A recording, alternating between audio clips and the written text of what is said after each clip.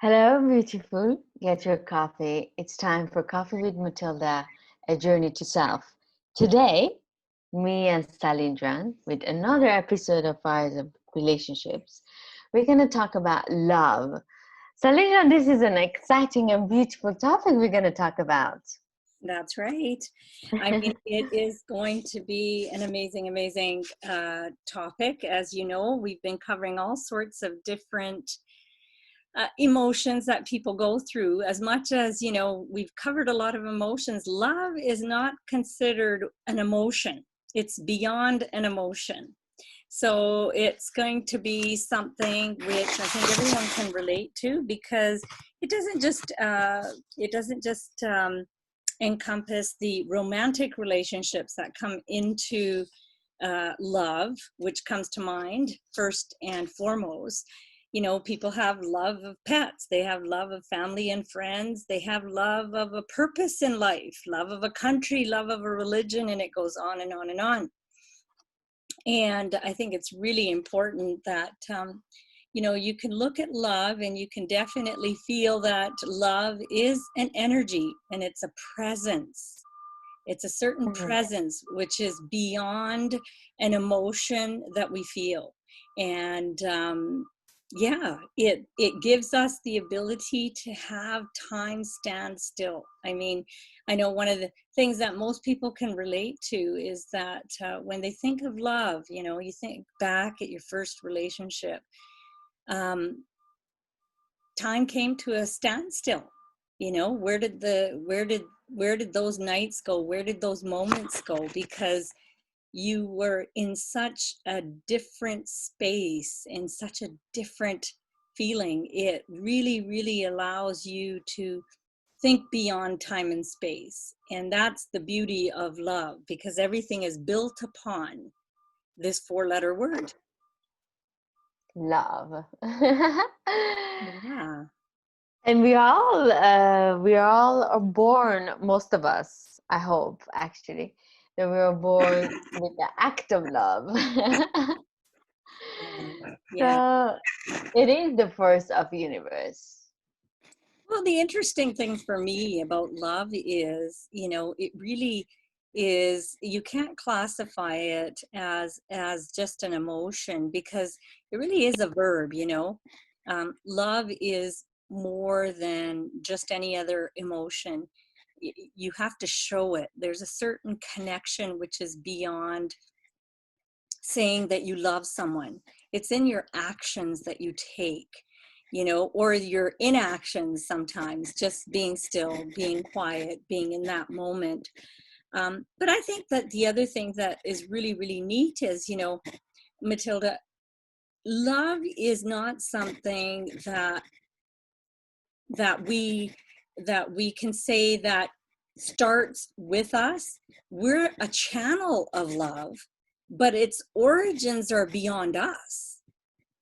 It's like the rays of the sun, beautiful sun rays. Imagine how they make you feel. But the sun rays don't originate here, you see. And so love to me is something which we are channels of, but that particular um, thought, emotion, that space that you're in is beyond the human level. It's more of a spirit level. It's got an incredible energy. It can heal someone. Look at some of these stories that we have where the pets have actually allowed for the longevity of human beings. You look at a situation where people are in these long-term care facilities, and now what do they have? They have dogs or cats or birds or any sort of a pet that individuals can find joy in. And how many times do you see now? I mean, something very normal and common as we're traveling on aircrafts, um, people who have anxiety, who have certain disorders that they cannot deal with, actually have the comfort of having something which brings them into that calm level state. And it's usually a dog or a cat. And they're permitted to travel with these pets on board aircrafts, which, 10 years ago, you would have never heard of, you know? Actually, I've seen these kind of animals, like the Yes. dogs, but I never thought about what it is. I thought maybe they need, I don't know, when they arrive, they need the assistant of the dog or cat. But I never thought it's because they want to be in the aircraft with them. Yeah, Interesting. comfort. It's a comfort. It's a comfort that the animals bring to a human being, because they can actually sense things beyond what a human being can. So if there's an attack of some sort which is coming, that pet is able to detect it before Hmm. the human being themselves knows, uh-oh, something's happening to me and it's going to be too late. But because of the love of a pet, now they have the ability to go ahead and calm themselves and their nervous system. So it's interesting also that I think, love empowers us to look at other emotions such as forgiveness and gratitude, because it's a part of love. It's Hmm. a part of love. So, being grateful for what you have, because the joy that something brings into your life, it is a part of love, because you're just grateful for being in that moment with whatever it was. And forgiveness, I think it requires a big heart as well. So forgiveness is a huge one, which also goes hand in hand with love. Very nice. Actually, it's a very interesting point you're mentioning, because I have been around friends that they had a depression, and they didn't have any joy. They didn't feel any joy around their life, and Mhm. they were saying, and didn't even feel love. It was very interesting. They didn't have love towards themselves, or even love towards their parents. That energy somehow was not there anymore. Mhm. And what they were doing with their therapies was trying to realize and count on their blessings, and to count the beautiful things around them. And slowly that joy came back, and they start their normal life again, to love life and love people around them. And it was one thing was very interesting that I realized: when they lose the love for themselves, the love for their life, automatically somehow they lose love for everything else as well. Somehow the love for parents is gone. I mean, they think they still love them, but the action is not there anymore. And made me really realize people who try to do suicide, or they've done suicide successfully, unfortunately. I think they don't have love for anything else anymore. I Well, think love at is the not. end that dies. Mm-hmm, mm-hmm, mm-hmm. Well, there's an emptiness, definitely, right? So the more that one does love, the more they can love. The more Exactly. that one loves, the more they can love. And so love is limitless. But at the same time, the less that you love, the more the love diminishes. And it Yeah. diminishes to the point where, yes, you can go to that state of being where your existence is being questioned. Your own existence is being questioned. And, And you that's why know, you're ready to give up on everything. Because, yeah, otherwise, how can you give up on, even your neighbor loves you? How can you give up on that feeling? You know that you're going to bother the neighbor, you're going to bother your parents. But somehow everything changes. Like the light in your life, it's switched off, and that's it. And nothing matters. yes, because you've diminished to the point where there is life in you, but very little life in you. And it's interesting because the polar opposite of what we're speaking of, suicide and the diminishment of love, is unconditional love. Yes. Now, unconditional love, there is no attachment, there's no expectations, there's no hidden agendas, and no one's counting what they're doing for someone. They just do it. They do it because it's the reason it's unconditional is because there are no conditions put upon it. You know, Yes. you look at a mother's love for her child.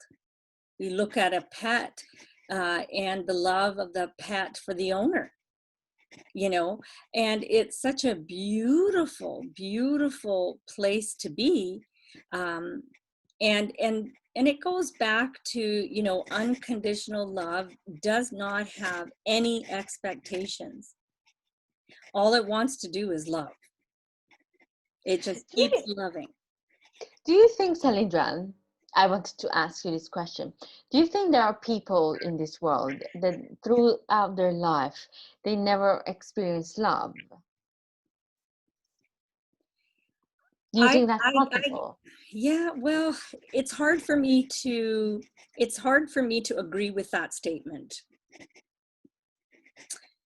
Because everyone's definition of love is different.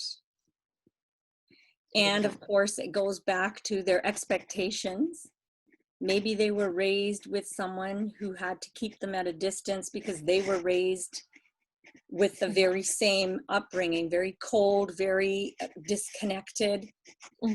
But at the same time, I do believe, I mean, if you look at, you know, something that comes to mind for me is these individuals that have gone through horrific, traumatic upbringings where they've seen loved ones being killed in front of their very eyes, or they themselves were put through things that one wouldn't even think is humane enough for someone to endure.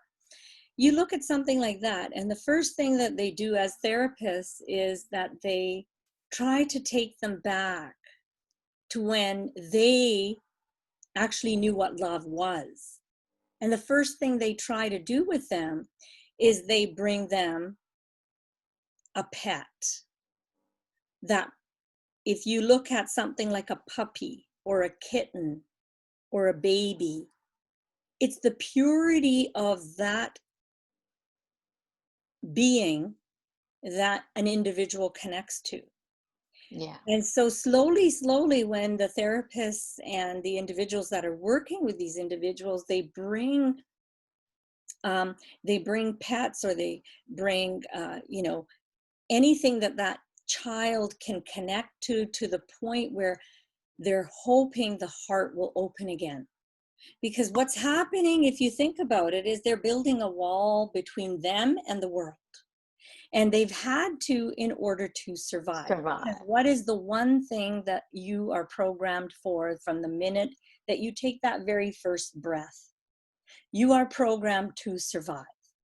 You are programmed to go through life and make sure that when it comes to that moment of question, that you will do your very best to make sure you don't die. And so what happens is that a lot of people will put up walls in front of them.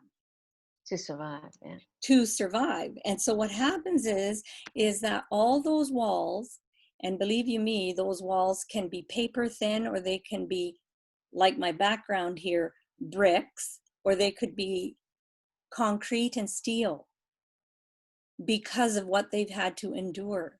Now, slowly, those walls will come down. And that's when you can actually feel love again, to the level that you're programmed to feel love, because we're all made of love. So it is, again, it's the polar opposite of survival, right? Because if I go back to yogic principles, if you look at yoga, the survival mechanisms are the first lower three centers of your body, which is, you know, your first center, your first chakra, your second, and your third. It's to help you survive and make sure that you can thrive on this dimension in this world. Then you hit the heart. That's the fourth center. Now, in order for the fourth center to actually open up and do what it's supposed to do, the first three have to be balanced. They have to be balanced and they have to be aligned. And then what happens is all those pent up emotions that individuals have that create walls around their heart to protect themselves, to make sure that they are survivors, slowly, slowly, those emotions will break through that wall they've created through the heart and allow for all that to come up. So it could happen in an instant like this, or it could take lifetimes. And that's dependent upon each individual person and how much time are they putting towards realizing that maybe they're desensitized, or maybe Yeah. they've numbed themselves out, or Mm-hmm. maybe they realize that certain situations are so uncomfortable that they know that they have a heart wall. Chances are, if you ask yourself, you say 1, 2, 3, Matilda, do you have a heart wall? Yes or no? No. Took too long. Chances are you do. Might be very thin, but Yeah. chances are you do have it. Unless you can definitively say, no, I do not have a heart wall like this. Yeah. Chances are you Uh, have a heart wall. yeah, maybe, yeah. Yeah. I wouldn't want to be, especially finding partner. I think for me would be, okay, no, I can't just love someone like that. It has to, it has to meet the standards. Yeah. Yeah. And what are those standards? I'll tell you another thing, something, a food for thought for everyone. The standards that we speak about are standards based upon our experience of the past. Mm-hmm. That's why they say it's very important to have some experience before you commit. It's very important to understand who you are and what you need, Exactly. right? And No, true, so, very true. so life is not anything more than you realizing who you are. Life is realization of who you truly are. I think that's our purpose, to really realize who we are, and That's that's right. it. I mean, there's nothing else to do. Yes. To understand who we are, to understand our soul, and to cater our soul and nurture our soul. But unfortunately, with the modern society, lots of people don't even understand their soul. They understand what they have to do because of, based on other people's value or what other people's expectation, but not necessarily who they are and what their needs are and how they can thrive as a human being, because they don't even know what bothers them in general. It's interesting. It's very, Love very is, interesting. in Sufism, that's one of the things it says. It's your, one of the main purposes in your life is to understand your being, to understand who you are. That's that's your only duty. And once you understand who you are, you will start loving yourself for really who you are, not what you think who you are or what other people think who you are. Then you will understand really who you are, and you start loving yourself. You understand your mistakes and your shortcomings, and you start come to terms with them. And then when you're okay with yourself, you're gonna start being okay with other people.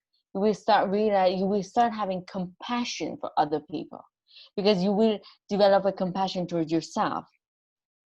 So Well, it's interesting. everybody, every single Yeah. person that you encounter, including yourself in the mirror Mhm. every morning, okay, is a mirror reflection of what's going on inside of you. There's Yes. a huge difference, because people have a tendency to look outside of themselves and say, this person bothers me. Their presence bothers me. They don't even know the person. Or they'll say, oh, it's one of those days where everything's not going to go the right way. Well, you need to spend some time. And when they see being, Matilda, I think it's really important for the audience out there to understand when people say you know, you have to learn to be with yourself. Be with yourself means turn the radio off, turn the television off, just sit there with yourself. Sit there with yourself and listen to the little dialogue that's happening inside of your head. Even if you could just start off with 10, 15 minutes a day. You're developing a relationship to understand who you are. Most people don't take that first step. They're so busy doing things that they don't even take the 10 minutes to have a breather. That's why, you know, there's, and this is a really important thing, I think, for listeners out there. There's a study there. And what they say is that a child that's born doesn't recognize that what they're seeing in the mirror is themselves. A child that is born as an infant, if you put them in front of a mirror, they will not even know that that child's reflection that they're seeing is themselves. Give them time, and then what happens is that one day they wake up and they realize there's me. There's this person, and that's me in the mirror. And what do? They make these funny faces and they play around in the mirror. But you take the very same child and the teenage years hit. And all of a sudden, they don't make funny faces. They start to judge themselves in that mirror. And they're too fat, or they're not tall enough, or they're not strong enough, or their hair is, you know, too curly, and maybe they want straight hair. So they start to judge themselves in the teenage years. By the time that the 20s and the 30s hit, they spend very little time looking at themselves in the mirror other than to do what they normally do, but their mind is talking about where they're going and what they need to do rather than spend time with themselves. Very true.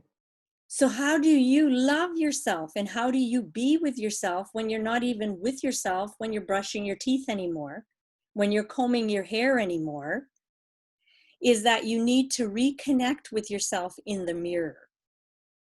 So the key to love, to start with, is you, and you start with looking at yourself in the mirror. And it's not an easy thing. I'm going to ask the listeners out there to do this. Matilda, you may want to do this as well. Go into the mirror, look directly into your eyes. And what I want you to do is I want you to have a practice to say, and I'll use Matilda as an example. You're going to say, I love you, Matilda. I love you. I like that. I really, really love you, Matilda. And you're going to do this for 2 or 3 minutes in the morning every day. So you say, I love you. I really, really love you. And you're going to do this with your name. So if your name is Monica, you're going to say this to Monica. And what's going to happen is, I'm going to tell you something. Some of you will start to cry. Some of you will feel ridiculous. And some of you will not want to do this because it's very painful. Oh, wow. But I encourage you to keep doing it, and keep doing it, and keep doing it, and keep doing it. Because it's like loving yourself all over again, and learning and understanding that you need to hear it, you need to see it, and you need to feel it. And the more you do this, the more joy you will feel in your life. And slowly, slowly, I can promise you, slowly, your perspective of who you are and what you think about yourself will switch. It will change. Yeah. And you will find love in life again, because you love yourself. But you need to tell yourself that. And every time you do something, Well done. Good job, Matilda. Because no one's going to do that for you. You do it for yourself. And remember, no one's keeping count. If you're doing something, come from the place of your heart and just do it. Do it like it's a gift to the universe that you've decided to do something. Don't think you're doing it and say, oh, you know, they didn't say thank you to me the right way. Or don't do it and think, well, you know, I did this. Now I hope that I get something back in return. Just do it. Because as you are giving unconditionally, you will start to receive unconditionally. And also, I think when you declare to universe Yes. that I am love, Yes. everything around it actually changes. Sometimes, you know, I find myself in a, you know, annoying situation. You're in a line for something with the government, and you know your nerves are going up and down. Somebody's cutting the line and you're like, I cannot take this anymore. And I tell myself, Matilda, I'm declaring to the universe, I am love. And then all of a sudden, things changes. Like I start, I mean, it's really kind of magical, but I don't know if for everyone that happens or not. But I started like even, especially in DMV, I start looking at these people with the different eyes. I'm like, oh my God, how difficult it is for this woman to work in DMV, all these long hours, all these many people, everyone comes there annoyed and they want you to do something for them. I mean, what an annoying situation, annoying place to work, for example. Then you start having a compassion for these people. You're having a compassion for the next person that is next to you and making a lot of noise. You're like, okay, they're annoyed. Maybe they've had something very important to do, but they're not doing it. They have to come to this DMV. So, you know, you start seeing life in a different lens, and it really changes. 100%. Everything will change when you yourself change. When you decide to be who you truly are, which is spirit in the human form, having a human experience, it is up to you to decide if you're going to be up here or way down there. It's up to you to decide how you are going to respond. And I use the word respond because I'm not going to tell you to react. Okay? Reaction is something which is spontaneous, which is out of control. I'm asking you to understand that things happen. You have to learn how to respond to those things. And it's such a beautiful process when you start to look at everything through, like Matilda said, with a different lens. But it is something which you have to work with. So practice makes perfect. Yeah. It's like doing the mirror work that I just explained to you, is that you have to fill yourself up with love. Love yourself, and that means by telling yourself, by actually going in the mirror, you know, instead of just putting on, okay, now I got to put my mascara, now I got to put on my lipstick, now I got to do my hair. But meanwhile, your head isn't even there. Yeah. You understand? Spend some time and be grateful for what you've been blessed with. Even in this physical form that you've been given. And all of a sudden, everything shifts, everything changes, because we're all vibratory. We all vibrate at different levels. And of course, once you're vibrating at a certain level, you know, it's like electricity, you know, you can't take, you know, we're at 110 voltage, right? You're at like 220 or whatever it is. Yeah. You try to take one of your, if I take my 110 hair dryer and plug it in a 220 voltage, you're going to see the thing blow up. Right? Yeah. But slowly, you can change who you are. And when your vibration changes, everything changes. You're going to see the very same thing, but in a different form. You're going to see, you're going to have more compassion. You're going to True. have more gratitude. You're going to have more forgiveness. You're going to have more love. I even experienced this, and I'm telling the audience so they know it really works. Before, if a friend of mine would say something, I would get angry. Sometimes, you get annoyed on your friends, and you have an disagreement with them. But once you, declare again your love, or you're looking at this with the love lens, you realize, okay, they're coming from a different angle, so maybe I need to understand their angle as well, so I can resolve this negative emotion in me. Once I'm doing that, I see I'm not bothered like before. For example, on people, even with my partner as well, there are times that obviously he's on my nerves, but then I'm like, okay, I have a choice to be angry, but I have a choice to understand him, to have a compassion, to understand where he's coming from. Maybe what he's coming from, it makes sense for him. So it becomes different. Even sometimes, Joanna, I really don't like Trump. I think he didn't do a very well job for governing America. But sometimes I'm like, okay, all this time we're criticizing him. When you watch CNN, everything is about criticizing Trump. Like his life must be suck. Like all these people are saying negative things about him. I mean, poor guy. I mean, okay, he doesn't have very good leading skills for a country, but as a human being, I wouldn't want to be Trump. It would be a terrible position to be. All these people are, all these negative energies are towards him.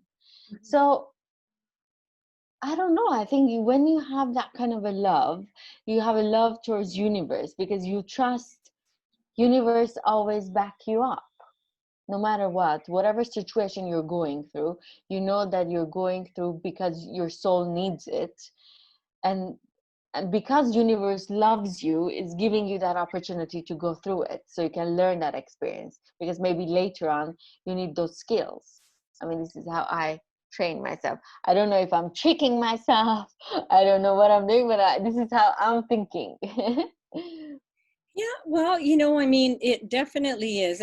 Everybody sees things differently, but I think the key takeaway here for the audience, and I know the big thing for me whenever I'm teaching anyone in any workshops or any sort of counseling that I do, is I say, is it the mind that's coming in, or is it the heart?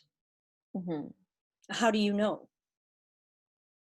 How you know is this: your perception of what you see is from the mind, but the heart always knows. The heart always knows. You can trick yourself in the mind, but you can't trick yourself in the heart. And so the key is, whenever you're in a situation and you don't know where you're coming from, you ask yourself that. You ask yourself, am I coming from the heart? Or am I coming from the mind? Or nope, you just am I coming from the heart? If you cannot definitively say, yes, I am, if you cannot, then you're coming from the mind. And guess what? The mind was gifted to you to think and to reason and to perceive things a certain way. And it will trick you when it needs to. The heart does not. Oh, That's nice. why love has a heart as a symbol, because the heart knows. You may not admit to it, but later on down the road, you will know. You didn't come from the heart, you came from the mind. So the key is asking yourself, am I coming from the heart? Because if I cannot answer, yes, I am coming from the heart, then you're coming from the mind. And so if you truly want to walk the path of love, you have to learn to come from the heart rather than the mind. because the mind is programmed to perceive. And what it's perceiving is everything based upon the person's perception, that Mm-hmm. person's perception. And that's nothing but a bunch of experiences that they've had throughout their life up to that point. So it's you're making decisions based on the past experiences that Matilda had. And yet, if Matilda is truly aligned to her higher self, Matilda wouldn't use that. Matilda would use her heart. Interesting. So do you think people who have intuition, so intuition comes with heart? Yes. That's interesting. And so the only way that you get to the point of using intuition is by making sure that your first, second, and third energy centers are aligned properly. And when you have a lifetime of trauma trapped in the lower three centers of your body, it's very hard for you to come from the place of the heart. But Wow. I can assure you that the more and more that you start doing things like I've explained here, if you do some mirror work, if you do some tapping, if you do some other work, all of a sudden it's going to open that heart. It's going to allow for those emotions to come up. Mm-hmm. And what you're going to do is you're going to look at them, you're going to question them, and you're going to allow for them to be processed. And what happens is it's like a volcanic eruption that happens on the inside of an individual. It is not the most pleasant, I can assure you that. It is something which takes a lot of courage. It takes a lot of courage. It takes a lot of patience. It takes a lot, depending on what you've been through and what you're carrying, because you're not just carrying, Matilda, what you're carrying for yourself in this lifetime. You are also carrying your lineage 7 generations back. So if you came from maybe a cultural group which was living in a war-stricken region, and you had bombs exploding left, right, and center, and maybe you had religious wars, and maybe women were not appreciated and seen as human beings, but rather a stock you could trade with someone else to get, something from them, because women, were not regarded as Equal. priestesses that they are. Yes, Yes. yes. And so you carry that with you until somewhere down the road, someone takes the life form to clear that out of you. Mm. So it could be that Matilda one day has a little girl who's going to carry all that emotional trauma for 7 generations, and then she's going to be raised by Matilda, and then all of a sudden she's the one who gets to clear out all that trauma. And she realizes that I'm going to live from the place of the heart. I'm not going to come from the place of judgment. I'm not going to come from a place of my mind. I'm going to be me. And I'm going to do the work that my mother, my grandmother, my great-grandmother, my great-great-great-grandmother couldn't do. I'm going to do that. And before you know it, then there's heaven on earth. And everyone's living from a place of love, living from their heart rather than their mind, and understanding the difference. That's beautiful. It is. It's absolutely beautiful, and for the listening audience out there, there's we've been doing fires of relationships just so that Matilda and I can help you understand some of what you're faced with. But eventually what's going to happen is we will be putting together some programs and some course structures where we'll be able to take you to the next step, to the next level, to understand and to discover who you are, and to say, I'm here. And I'm doing a hell of a job because I'm still here, even though I faced all that crap that I did, right? Exactly. And you'll be content with yourself. That can be nice, no? Definitely. And it's a beautiful time. And, all I say is please, please, please, to the listeners out there, do your work. Do that mirror work that I explained to you, and you'll see the changes. I promise you, even within 2 weeks, you'll see huge shifts in you. You won't know why all of a sudden you're smiling, or why you're walking the way you're walking, or you're behaving in a certain manner. And it's because all of a sudden you rediscovered and reconnected with yourself. Exactly. So, Lilian, some people were asking me about love. So, how would they know between infatuation and love? So, this we're coming back to like a romantic love. Do you Yeah. have suggestions? Well, again, well, the number one thing is infatuation is something which is very temporary and very short-lived.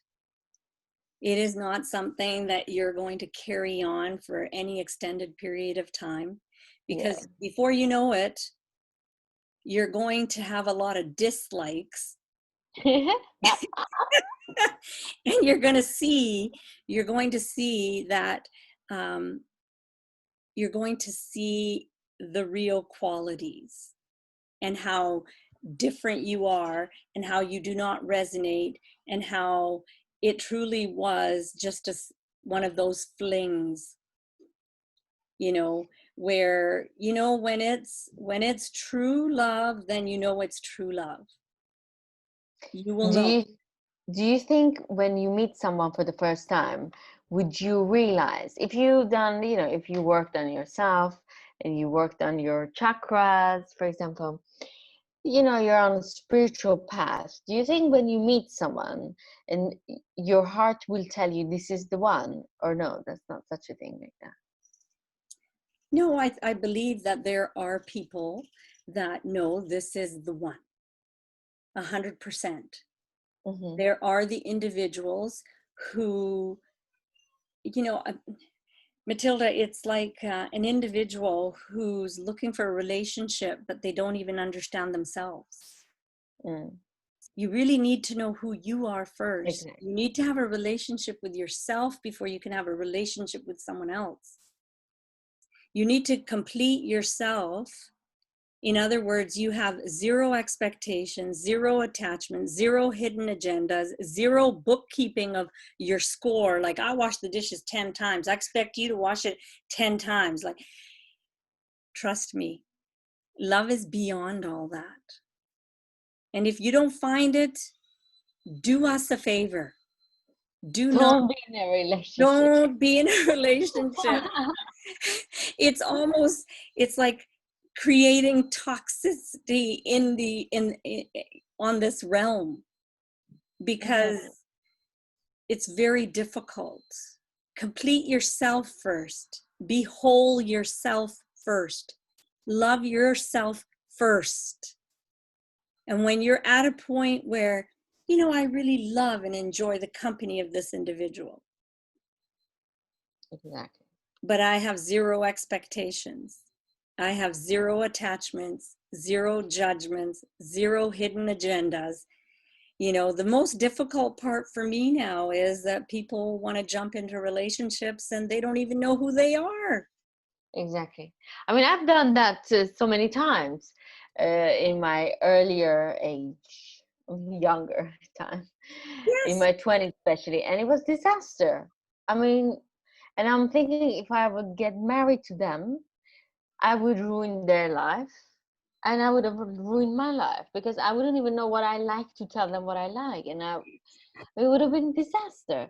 So people really need to get married or to be in a serious relationship, that they really know who they are. Otherwise, they're wasting someone else's time. And you're not just affecting yourself or the other person, but those people are then affecting other people. Yeah. If you're having a bad day because of your relationship, Matilda, I can almost guarantee that when you go into work, someone else is going to face some of that. And someone, because you carry it with you. You Exactly. carry it with you. So do yourself a favor, have a relationship with yourself before you have a relationship with anyone else. Love yourself first. Fill yourself up before you go looking for love somewhere else, because you can't find it out there. It's inside of you. Exactly. First, you have to love yourself to even love other people. Otherwise, it's all going to be conditional. Well, exactly. Or you're going to have expectations. I'm unhappy, and I'm unhappy because of you, because you can't keep me happy. Or they're so unhappy and they have hidden agendas to look for someone in a certain particular profession so that they can live their lifestyle. So you're building your relationship on your financial status and the comfort of your life. Like, I am so sorry, we are so disconnected. So I encourage everyone to do the mirror work, love yourself, fill yourself up, because then the rivers will just keep flowing. And it'll And be if a you beautiful place. and if you really love yourself, you wouldn't want to waste your time with a wrong partner. You wouldn't want to be with you wouldn't want to hang out with someone that just gives you certain status or certain position, but not the love that you deserve, that you think you deserve, because you love yourself so much and you're capable of loving someone else so much. So you wouldn't want to be in a shaky or in a surface level or superficial relationships. No? Well, exactly. I mean, how many people are sitting in castles right now, but they're empty? Exactly. How many people are wearing a title, but it doesn't matter because they themselves don't even know who they are? So what good is your title? True. And the most precious thing that you've been given besides your life is time.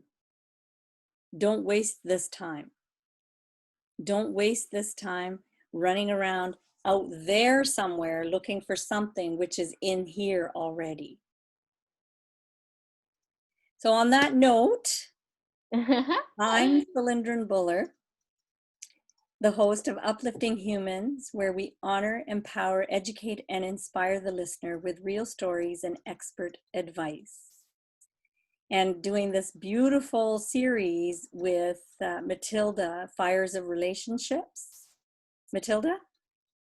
And I'm Matilda, host of Coffee with Matilda. And I want to end my part with a quote from Shamsa Tabrizi and Rumi. They have 40 rules of love. And the 40th one, Salindra, and I think you will like it too. It says, a life without love is of no account. Don't ask yourself what kind of love you should seek, spiritual or material, divine or mundane, Eastern or Western. Divisions only lead to more divisions. Love has no labels, no definitions. It is what it is, pure and simple. Love is the water of life, and a lover is a soul of fire. The universe turns differently when fire loves water. Beautiful. Very well said. Till And next until time. next time. Ciao. Bye.